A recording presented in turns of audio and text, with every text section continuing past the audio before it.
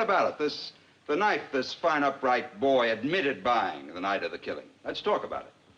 All right, let's talk about it. Let's get it in here and look at it. I'd like to see it again, Mr. Foreman.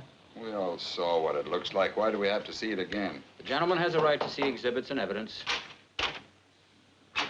Say, could you bring us the knife? Knife? Yeah. Thank you. The knife and the way it was bought is pretty strong evidence, don't you think? I do. Good. Now, suppose we take these facts one at a time. One, the boy admitted going out of the house at 8 o'clock on the night of the murder after being slapped several times by his father. No, he didn't say slapped. He said punched. There's a difference between a slap and a punch. After being hit several times by his father. Two, he went directly to a neighborhood junk shop where he bought one of those... switch knives. Switchblade knives. This wasn't what you'd call an ordinary knife. It had a very unusual carved handle and blade. The storekeeper who sold it to him said it was the only one of its kind he had ever had in stock. Three, he met some friends of his in front of a tavern about 8:45. Am I right so far? Yes, you are. You bet he is. He talked with his friends for about an hour, leaving them at 9:45. During this time, they saw the switch knife. Four, they identified the death weapon in court as that very same knife. Five, he arrived home at about 10 o'clock. Now, this is where the stories offered by the state and the boy begin to diverge slightly. He claims that he went to a movie at about 11:30, returning home at 3:10 to find his father dead and himself arrested. He also claims that the two detectives arrested him and threw him down a half a flight of stairs. Now, what happened to the switch knife?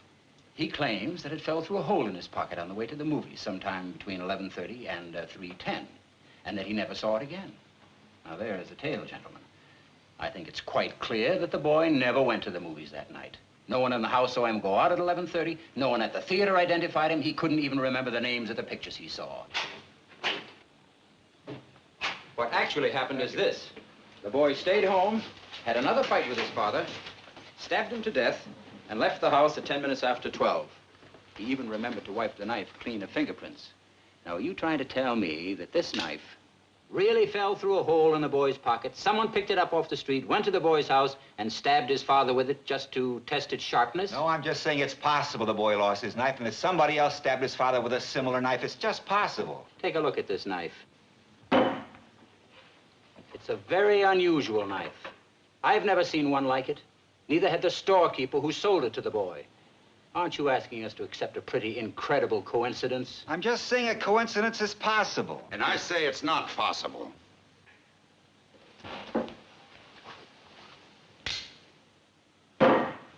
Where did that come from? It's the same knife. Quiet, you're doomed. Where did you get it? I went out walking for a couple of hours last night. I walked through the boy's neighborhood.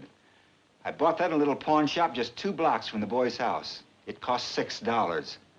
It's against the law to buy or sell switchblade knives. That's right, I broke the law. Listen, you pulled a real bright trick. Now, supposing you tell me what it proves. Maybe there are 10 knives like that, so what? Maybe there are. Well, what does it mean? You found another knife like it. What's that, the discovery of the age or something? You mean you're asking us to believe that somebody else did the stabbing with exactly the same kind of knife? The odds are 1,000,000 to 1. It's possible. But not very probable. Okay, fellas, let's take our seats. There's no point standing around all over the place.